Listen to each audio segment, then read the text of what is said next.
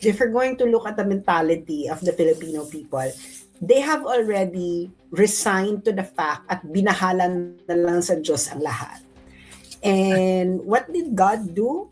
He just let God just let politicians have more steal more trillions, not because God wants it, but because God doesn't act doesn't For you. God doesn't act to change things for you. God only works through you if you would like to change things. So that is the problem, no? That is what's going on. Nung bata tayo, million pa lang ang nakawan. Ang usapan na noon, wala lang tayong magagawa. Mga magnanakaw talaga yan. Naging bilyon. Ganun pa rin ang usapan. Wala tayong magagawa. Mga magnanakaw talaga yan. Naging trilyon na. Wala tayong magagawa kasi ganyan ano na talaga yan. And this is what's dangerous, okay? For 6 years, parang naganyan yung mga magna cum laude. Okay? Nung nawala si PRRD, wala na, okay na, balik na tayo sa dati. Do you see what's going on in the Philippines? So, yan ang kinakatakot ko na maupo si Sara 6 years. Sige, sabihin natin magkakaroon ng ganyan. Bakla, pagkatapos si Sara, back with a vengeance na naman sila. And you need to place yourself, what was your role in making the trend go up that way? Because politicians are only scared when the people are violently angry. Alam mo, I was like thinking, no, Pilipinas lang ba sa Southeast Asia ang Metro Manila lang ang merong metro? Bakla. Ang Vietnam pala, 2 city na nila ang may magagandang metro, hindi lang isang line, ha? Bonggang-bongga. Pati ang Thailand, sabi ko, oh my God, the Philippines is like going to be, it's already left out. That's the truth of it. Hindi ka lang left out, no? Yung mga sinasabi nila na magiging middle income country na tayo, that's not true.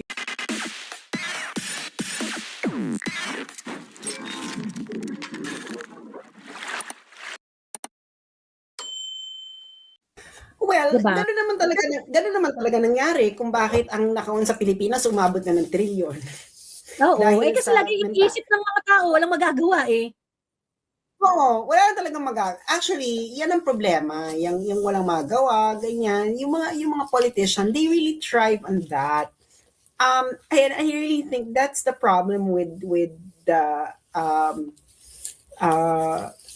Filipino people na hindi talagang nandun sila sa mindset. Actually, if you're going to look at the mentality of the Filipino people, they have already resigned to the fact at binahalan na lang sa Diyos ang lahat.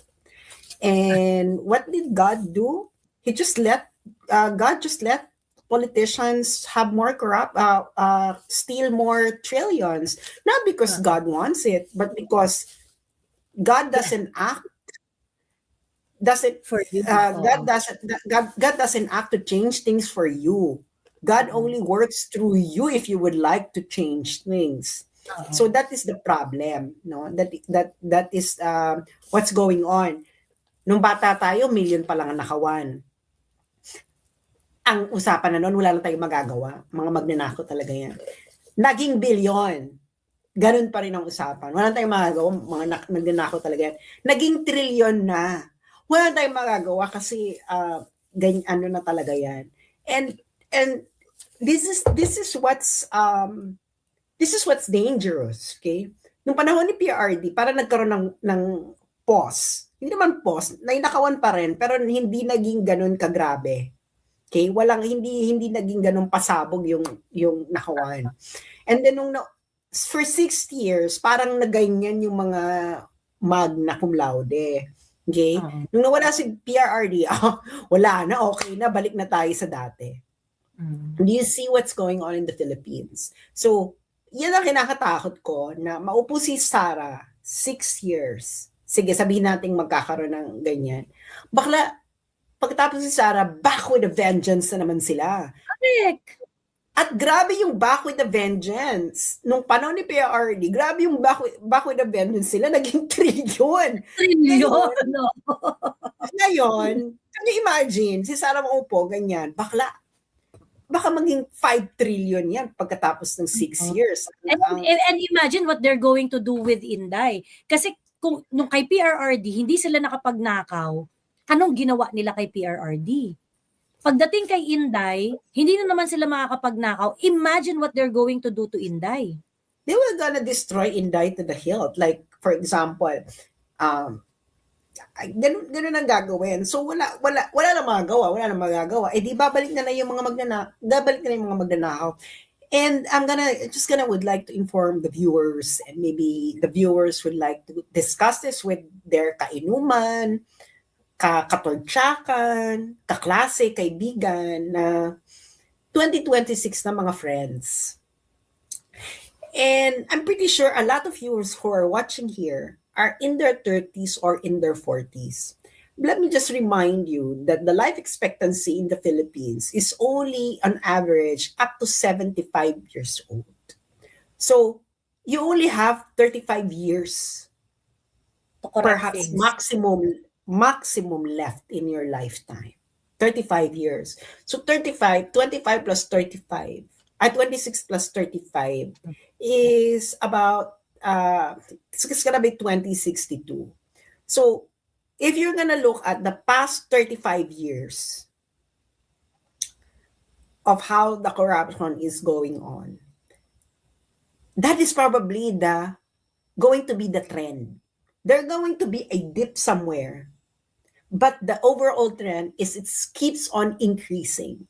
This is a mathematical fact, and there's nothing that you can do about it unless you break the trend by breaking the neck of everyone who's corrupt. That is now the problem, no? So kasi nga, a lot of Filipinos think that they have all the time in the world. No, you don't have any time in the world. You only have a limited time, which is in the Philippines, the average lifespan is only up to 75 years old. So that is the time frame. Okay? And it's 2026. And for the past 35 years, that's the thing that has been going on. So most probably in the next 35 years, that's the thing that's going to happen as well. And you need to place yourself, what was your role in making the trend go up that way? Because politicians are only scared when the people are violently angry. That's the truth of it. That's anywhere in the world. But if you're not, nalagpasan na nga nila ang EDSA eh. Nakalagpas na nga sila ng EDSA na parang ang EDSA sa kanila, yung ganong tipong EDSA, naku, ano lang yan? It's just an ordinary day for the politician. Ganun na sila kagarapal. Ganun na kagarapal ang lahat ng yan. And it's 2026. Dumating na nga tayo sa United EDSA. Biruin mo yung EDSA celebration ng February 25. 'Di ba? Sa ang kaisa-isahang grupo na binigyan ng permit para mag-rally ay yung mga grupo na nagpatalsik kay Marcos. Yung mga nagpatalsik kay Marcos. So, diba? Kakaiba na to. And what I'm gonna say is ayun na talaga, na parang gusto ko i-remind you, alam mo, I was like thinking, no, Pilipinas lang ba sa Southeast Asia, ang Metro Manila lang ang merong metro? Bakla. Ang Vietnam pala, 2 city na nila ang may magagandang metro, hindi lang isang line, ha? Bonggang-bongga. Pati ang Thailand, sabi ko, oh my God, the Philippines is like going to be, it's already left out. That's the truth of it. Hindi ka lang left out, no? Yung mga sinasabi nila na magiging middle income country na tayo, that's not true. You're only, ang ginagawa lang nila dyan is, because a lot of income are just like yung hot money, no? Oo. So makikita tumataas yung ano, pero if you're gonna look at the quality of life of the people, my God, Metro Manila is the only part of the Philippines that has metro. Cebu doesn't Mm. have one, Davao doesn't have one, anywhere else in Naga doesn't have one, ganyan. Alam mo yon, parang we are so far behind. And we are so far behind na ninanakawan ka pa ng trilyon-trilyon. Ngayon, kung if you're going to just resign to the fact na ganun talagang Pilipinas, bakit ka pa nagbabayad ng buwis? Oo. Di ba? Kasi kung magtatrabaho, ibig sabihin, if you already resign to the fact na ganyan talaga, magnanakaw talaga yun ng bonggang bago, walang tayong magagawa, you don't live in a democracy, bakla. You live in a feudalism. Alam mo ba, may nakarating sa amin na balita na namomroblema daw yung DILG kung paano kami aarestuhin sa Tay Kami Naman signature campaign. Kasi nga walang rally di ba? Kasi walang rally. Hindi naman kami nagra-rally Tapos sign and go lang yung mga tao. So namomroblema daw. Alam nyo naman na tinitiktikan na kami. Nasa Gimaras pa lang kami, tinitiktikan na kami. Pagkatapos, yung mga nag-i-initiate ng Tay Kami Naman signature campaign sa iba't ibang lugar, ganyan. Hindi nila alam kung paano kami iti-treat. Kaya nga sabi ko sa inyo, itong signature campaign na to is a way to really show your pushback. Kasi yung problema rin yung DILG kung paano kami sasampinahan. Kaya kami binaviolate na rules kami binaviolate na batas. So hirap na hirap sila ngayon. Lalo na kung kunwari magsi-signature campaign kayo sa mga pamilya ninyo, 'di ba?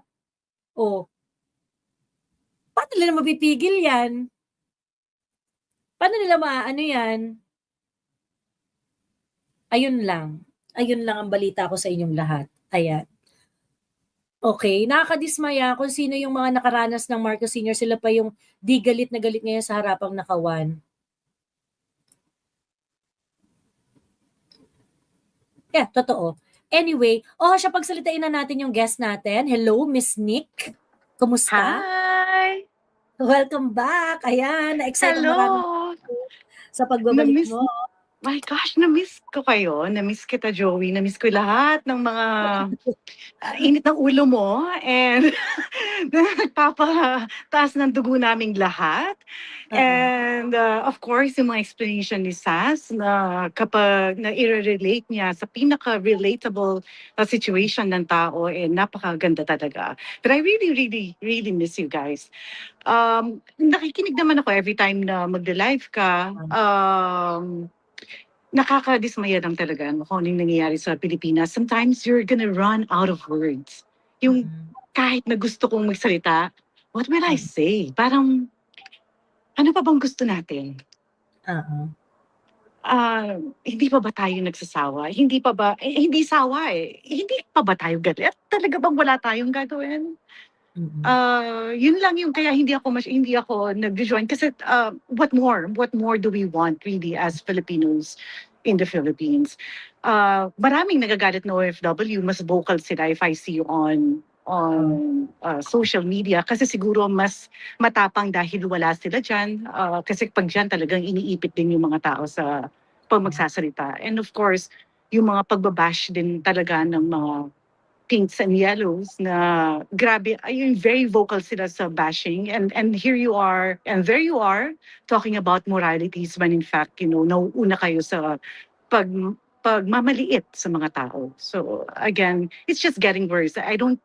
It's not getting any better, yes, but I really think that yung paglabas ng 18 Marines, like what you were saying a while ago, if we don't really do something about this, hindi ko na talaga alam. We have to keep on talking about it. We can't be silent about it. Kahit anong mangyaring juicy na chismis dyan, here and there, even the war that's happening right now in the Middle East, we have to keep on talking about the problems in the Philippines. Medyo malayo pa tayong konti dyan, but I really want to talk about that as well, if you don't mind, Joey, siguro on the later part. Not at all, oo, sige. Kasi nasa Middle East Actually, ka na, di ba, ngayon? yes. Actually, nasa Dubai ako. May sinend ako sa'yo sa Facebook mo na video. Oo. I took that video. Nasa balcony ako this afternoon. Nagkakape. Oo. Malapit ang ano namin, ang compound namin, malapit kami sa airport. And I see everything. So may sinend ako sa'yo na video kung saan nag-i-intercept, lumalabas yung lahat ng mga interceptors, yung mga drone, tapos may bumagsak na debris na malapit lang din sa amin. Pagbagsak niya, yung sound talaga, tapos after ng sound, yung vibration, after nun, manginginig ka eh. Nanginig kasi ako eh. Medyo malapit ang airport sa amin. It's actually 10 minutes away from us. Malapit yon. So, nakakatakot. Si ate kanina, kanina pinakyat mo, Joey, she said na ayaw niyang mag-pack. Tapos buti nga sinabihan mo na mag-pack. Si ate, if ever you're still there, please do what your amos are saying. Especially if your amo are locals, follow them. Because you know what? You're lucky na meron kang information from them. We don't. We are expats here. Do you think we get all the information here? We don't. We can't even post anything on social media because there's a fine of 100,000. Kaya hindi masyadong, kaya I'm sure yung mga videos na lumalabas, pinapadala lang sa ibang tao and then you post them on behalf of that person. Kasi kapag, alam mo yun, delikado. So, kaya tahimik din eh. Kaya ate, if you can, please pack, follow them. You're lucky na meron kayong information. Go with them pag umalis sila with a camper because they know what will happen next. They have all the information and not us. Well, you said a while ago, of course, God is with us. Of course, God is with us, and God is actually telling you to pack now. Through your amo. So please, listen to all what's happening. Listen to wala namang mawawala eh. Walang mawawala sa pagpapack. Actually, we've also packed our emergency bags. Mayroon ng emergency bags namin dito. So if ever kung sino man ang hindi pa nagpapack na emergency bags nila, nasa Middle East kayo, Dubai, Abu Dhabi, or elsewhere, please do so. Wala namang mawawala. Prepare a bag. Yung grounded na raw lahat ng flights eh. So yes, so walang flights. Oo, so talagang standstill sa Middle East ngayon, ano? Exactly. So we're all asked to stay at home. Kaya lang kasi, kaya ko sinasabing pack and be ready. What if may bumagsak na debris na malapit sa bahay mo? Hindi ka pa rin aalis? Of course you will, right? Hindi natin kasi, yun ang delikado yung debris eh. Oo, yung debris kasi kahit saan talaga siya babagsak eh. Wala naman siya pipilian. Hindi ka mukha ng missile na pipili ng location yan. Yung debris, kung saan babagsak, bahala na si Batman.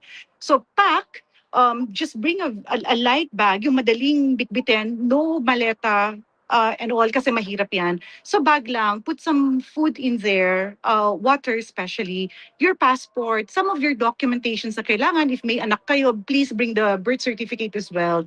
Ano pa ba? Kung may jewelries kayo guys, pag isa-isahin nyo na sila ng plastic, like a pair of earring, one for the necklace, one for the bracelet, kasi there will be times na during war, in situations of war, cash is of no value. Although, of course, keep some cash in your hands. But your credit card doesn't have a value. Your debit card doesn't have a value. Pag nagsarambak, wala tayo.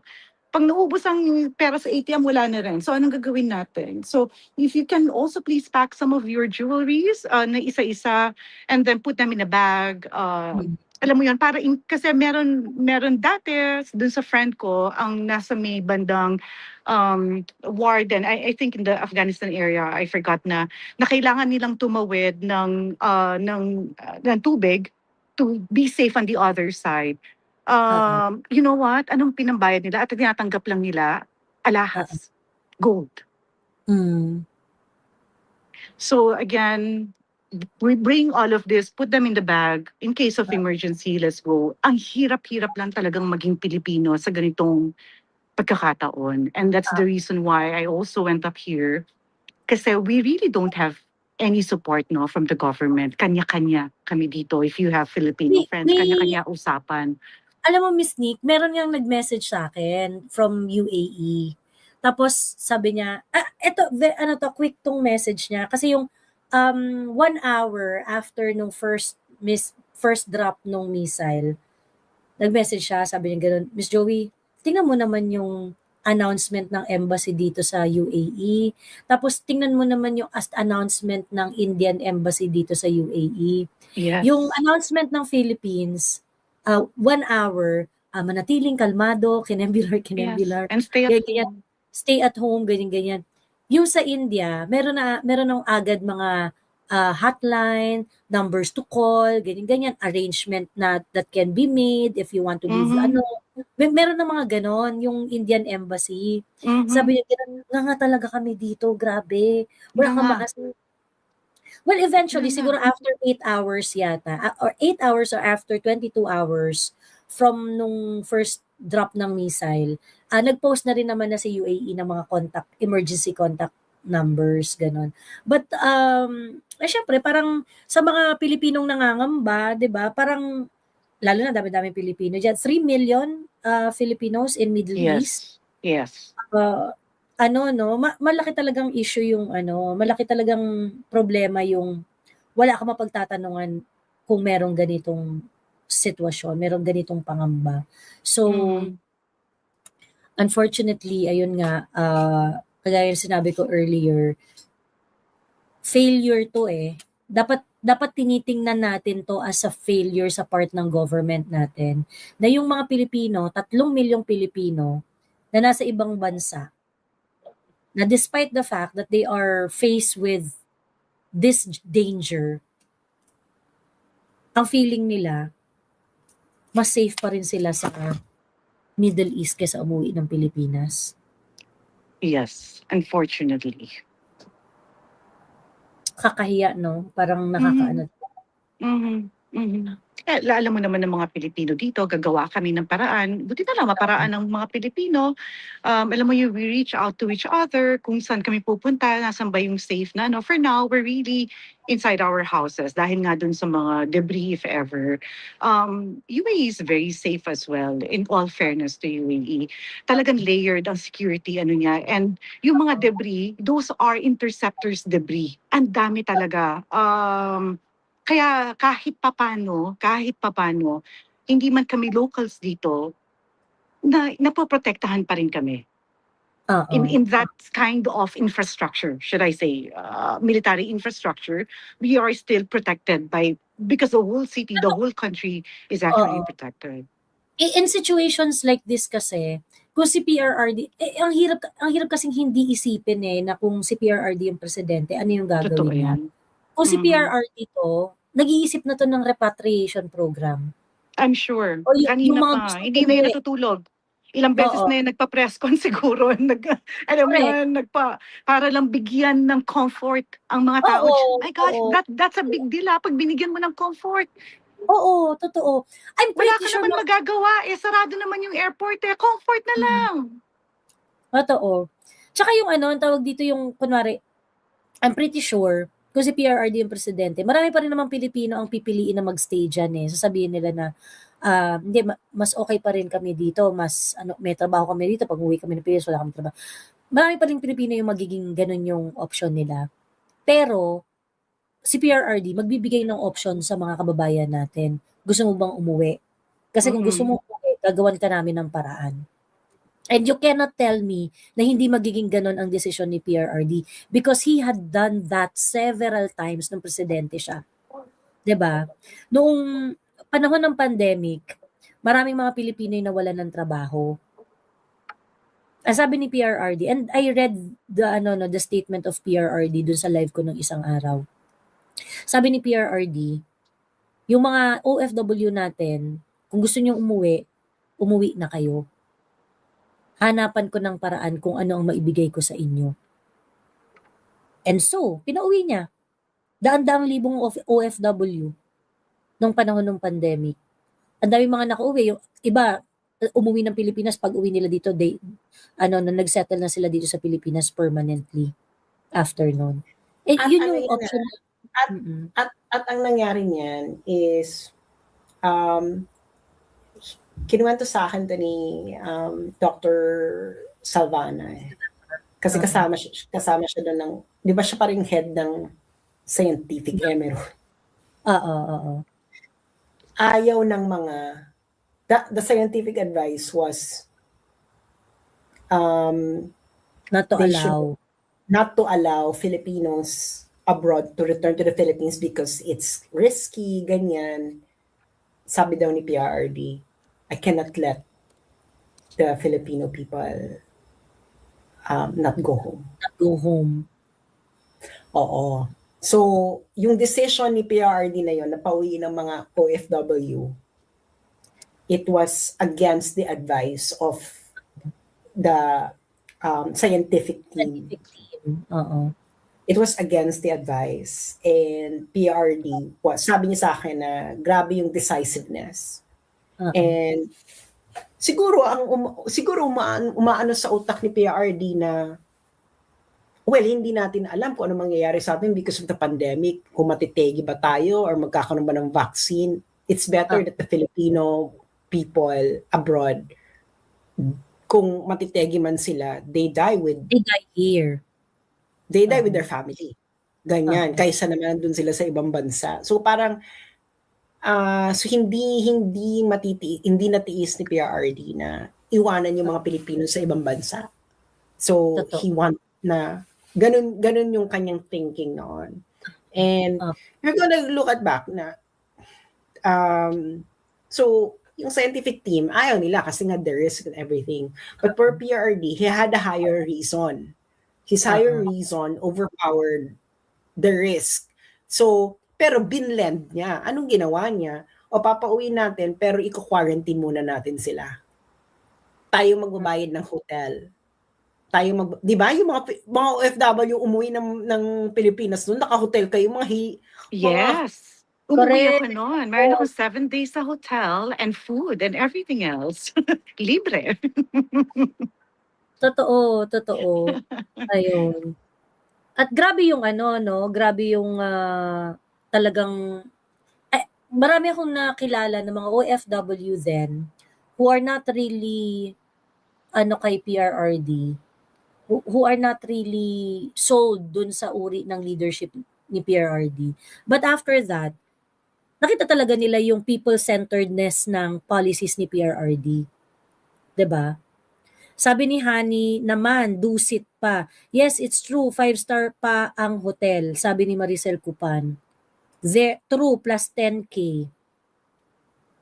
Naalala niyo yung pumirma sa signature campaign sa Manawag? Yung sabi niya, nung pumunta siya sa, nakapambahay pa si ate, kasama niya yung mga kapatid niya, nagpunta sila. Sabi niya, ma'am, OFW kasi ako. So, nung panahon ng pandemic, pinauwi kami ni PRRD. Gumawa siya ng paraan para mapauwi kami. Sabi niya, siguro, hindi naman na ngayon, ako naman siguro yung kailangan mag-contribute para makaambag dun sa pamamaraan para mapauwi siya. Ayun. May lang dito, may comment lang dito that I would like to address. Kasi, ang tawag dito, hindi yata nila naiintindihan yung mga nagagalit doon sa Tay Kami Naman, hindi nila naiintindihan yung statement ni Attorney Delgra. Okay? Ito kasi yung problem pagka hindi nila naiintindihan yung mga proseso tapos comment ng comment. So,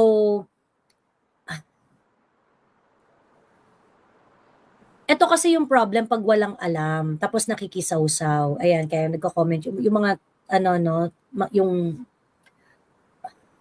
ayoko na talaga silang pero sobrang babaw lang kasi na sabihin na ang tawag dito, ang feeling nila, nilaglag daw ni Attorney Delgra yung Tay Kami Naman signature campaign. When Attorney Delgra commented about the position of Attorney Butuyan doon sa ICC. Kasi, ang sabi ni Attorney Butuyan doon sa ICC is this, okay? Ang sabi ni Attorney Butuyan, hindi dapat ma-approve kasi review of the interim release yun eh. Yung part na nagsasalita si Attorney Butuyan, it was part of the review of the interim release of PRRD. And he said that hindi dapat ma-approve ang interim release kasi ito na ngayon yung sitwasyon. So, aside from the situation that they mentioned before in order for the interim release not to be approved, nagdagdag siya ng isang reason. Ang isang reason na ginamit niya is, wag kayong mag-interim release kay PRRD kasi meron siyang network of support. An example niya ng network of support is the Tay Kami Naman signature campaign in which we submitted 162,561 signatures before the Supreme Court to convince the Supreme Court to decide on the habeas corpus cases of PRRD. Okay. Sabi ni Attorney Delgra, that's a stupid parang hindi niya sinabi ganun. Humble yung pagkakasabi ni ni Attorney Delgra. Pero sabi ni Attorney Delgra, hindi niya maintindihan kung bakit binring up yon ni Attorney Butuyan.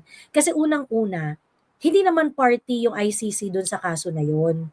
At wala namang control ang ICC sa Supreme Court in the same manner that the Supreme Court does not have any control sa ICC, which is true. At yan naman ang sinasabi ko ever since. 'Di ba? 'Di ba etong mga putang to, kino-question nila na may magagawa ba ang signature campaign sa ICC? Ano sinasabi namin? Wala. Dahil hindi naman para sa ICC itong desisyon na itong signature campaign na ito eh. This signature campaign is for the Supreme Court to decide on the habeas corpus cases. Yeah, So because it actually, ano nga yun eh, it's about settling whether the arrest was legal. Legal or not. As simple as that. And kung manalo ka diyan, edi may habol yung pamilya ni PRD. Because he was arrested illegally. Ganun lang kasimple yan. Ngayon, may magagawa ba sa ICC? Actually, meron. If the arrest is illegal, then it's up to the next president to use that in order to... Correct.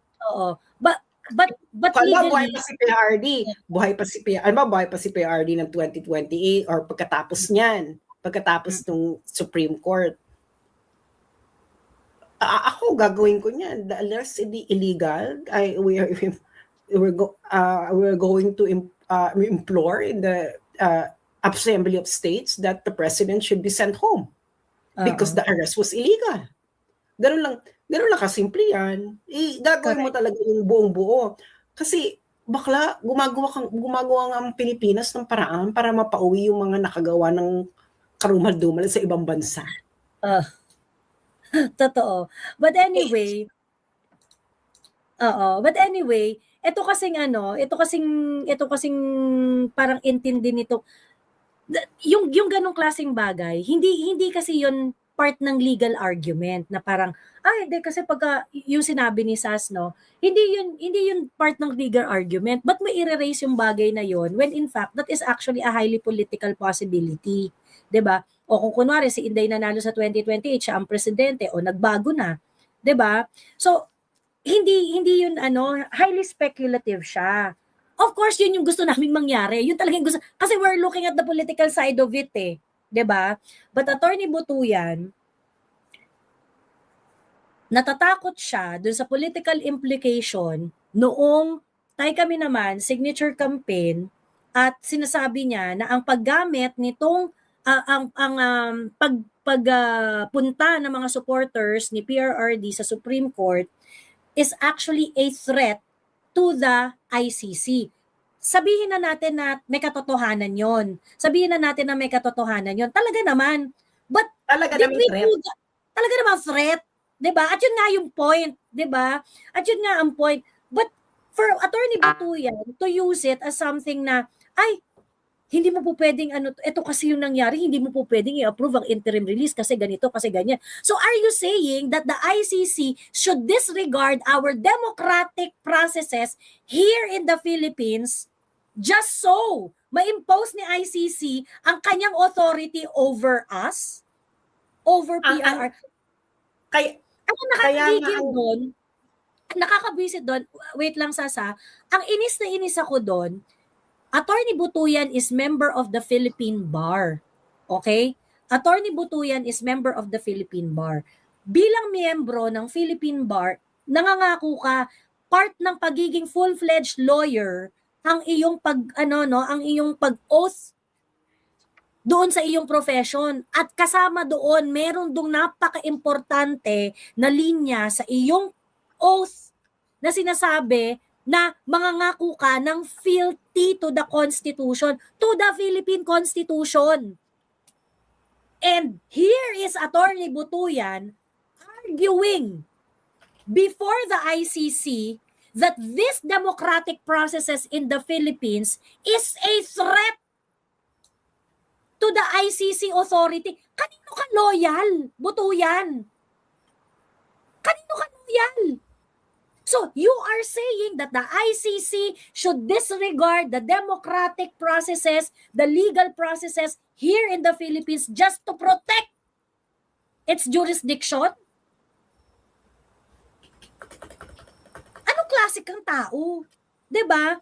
Now, Attorney Delgra is actually saying those kind of things along that line.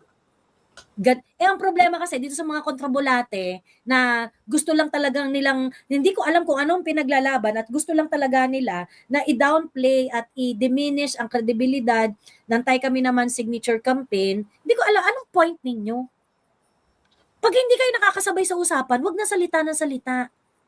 Pag hindi nyo naiintindihan yung nature ng filing, pag hindi nyo naiintindihan yung mga nature ng argument, shut up. Actually, ang point lang doon ni Attorney Delaga, why are you doon sa lawyer? Why is the lawyer raising it in the ICC? Wala namang kinalaman yung Supreme Court sa ICC. Magkaiba sila ng jurisdiction. Pero so dalawa yung tenor nito, no. So Attorney Delgra is pointing out an issue of law, of jurisdiction. Now, the other lawyer, yung nag-bring up niyan sa ICC, he was actually raising a valid point. His valid point is this is going to be a political crisis. Sinasabihin niya yung ICC. Now, the problem with the ICC is, kasi yung sinasabi ni Butuyan, kita mo na ganito na yung mga supporter niya nagsulat na, nagpetition na sa Supreme Court. Nako, hindi niya actually mali-mali na siya na parang actually valid yung point niya for us valid yung point ni Butuyan for us, not for pero sa ICC now kasi mga eksena niya, no, kailangan niyo i-confirm yung chargers kasi otherwise you will be known as Duterte vanquished the ICC. So yun yung eksena niya. Alam kasi nilang mahina yung ebidensya. Kaya ang ginagawa na lang nila na naku, wala na tong katalikuran kasi kinuha nyo na Ngayon kung hindi nyo i-confirm yung charges, ang laki namang sampal ito sa pagbumuka ninyo. Tapos kita mo, nag-petition pa yung mga supporters si PRD na meron silang 100,000 plus signatures sa Supreme Court. Naku, ganyan. His strategy was actually making the ICC take the position of not losing face. Ganun yung strategy niya. Actually, ganun yung strategy ng prosecution. Na, naku, kailangan nyo ito i-confirm kasi nakakaawa yung mga biktima. Naku, nakakaawa to ganito. And ICC was actually designed that way. Kaya hindi ako maasa dyan, no? Pero, the ICC has now met a case. This is the first case that I ever had in its history na ganito kalakyas ang suporta doon sa akusado. This is the first time. I have lived in The Hague for 8 years. Never seen that. Kaya nga sabi ko, ipakita nyo, i-boost nyo, pumunta kayo dyan. And the ICC this is going to be their undoing. Yeah. To be honest, this case is going to be their undoing. Kasi pag kinonfirm nila, whether they confirm the charges or not, both ways, it's their undoing. If they don't confirm, magagalit sa kanila yung Amnesty, yung Human Rights Watch, ganyan. If they confirm, you're gonna be cursed by future generation. Kasi ang linaw nung, to be honest, to be objective, tinignan ko yung ano ng prosecutor. Ano bang meron bago sa They prosecutor? have nothing. Wala namang dating prosecutor eh. Kung ano narinig na natin dito sa Pilipinas, ganun pa rin. Kung ganyan lang palang argument, dapat dinala nyo na yan dito. Tapos, ang There daming were, loopholes. there were major loopholes that were pointed out. Ang dami, sabi nila. Kasi sinabi na ni Remulla na destroy na yung mga evidence kaya hindi pwede sa Pilipinas. How can you justify that you are saying that the evidences are destroyed in the Philippines, but at the ICC, the evidence are not destroyed? Oo. And you submitted dun sa 49 murders, sabi nyo, gunshot wound to the head, police report. sabi ni Kaufman, mga bakla, you cannot have your cake and eat it too. Yung sinabi niyo yung mga napatay, nakuha ninyo dahil may mga police report.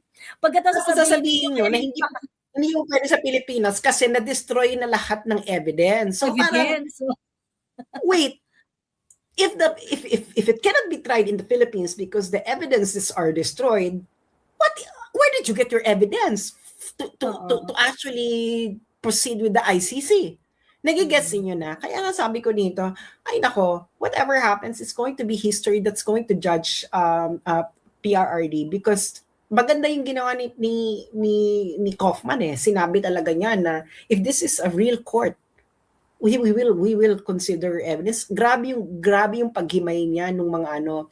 At tama-tama yung sinabi niya doon eh, na bakit pag kaming defense, pag redaction, hindi kami pwedeng makapagsalita. Eh alam niyo naman na ang defense namin naka-angkla dun sa pag-examine ng mga witnesses ng ganyan. Tapos pag magsasalita kami tungkol doon, kailangan sa closed session.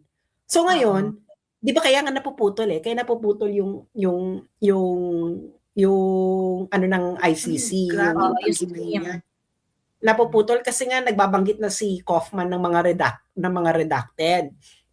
Di ba kaya nga siya pinagalitan ng judge, pinagsabihin ng judge na careful sa pagbanggit ng mga witness ganyan. Nasabi ni Kaufman na di ba kayo naglabas din kayo ng redacted, nilabas niyo pa sa Pilipinas yung co-perpetrators. Tapos so yung defense, ano yan? Ano lang kami? Sasabay lang kami sa inyo na kung kailan nyo tatanggalin yung redaction. Kung ano yung gusto nyo tanggalin na redaction, yun lang, di ba sabi niya, so paglabas ng ang public opinion, kayong panalo kasi ang daming redacted eh. Nandun sa redacted lahat ng laban ng defense eh. Sino ba tong mga to? Ano bang ginawa ng mga to? Ano bang ganap ng mga to? That is how, kaya nga itong ICC, the way that they handle the PRRD case is actually full of everything wrong in the judicial process. Itong ganito, tanungin niyo yung mga retired judge kung ganyan ang paghawak nilang kaso. Hindi. Sobrang hindi. Totoo. But kung ako sa ICC, so meron kang dalawang option, okay? Face the criticism of all the human rights kinembular na sumuporta sa inyo for this case to proceed, or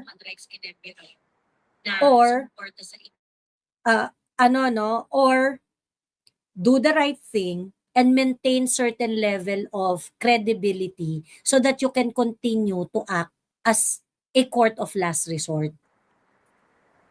Anong pipiliin ninyo, 'di ba? I mean, wala naman akong pake sa ICC, pero kung ako yung ICC at ang tinitingnan ninyo ay yung future funding ninyo, pagka nagkamali kayo dito at ang ginawa ninyo, tinuloy niyo yan sa trial, tinuloy ng ICC sa trial itong, which is very likely, ko-confirm talaga nila yan, This is going to be the end of the beginning of the end ng ICC. And they're just gonna go downhill from there. Ganon. Pero kung they're going to act like a court and do the right thing, or possibly they can still get some respect and still present themselves as court of last resort. Pero malabo yan kasi talagang corrupt talaga ang ICC Corrupt to the core talaga ang ICC. So, they're just going to continue doing it. Yun yung mas malaking, yun yung mas malaking possibility. Nick, you wanted to say something?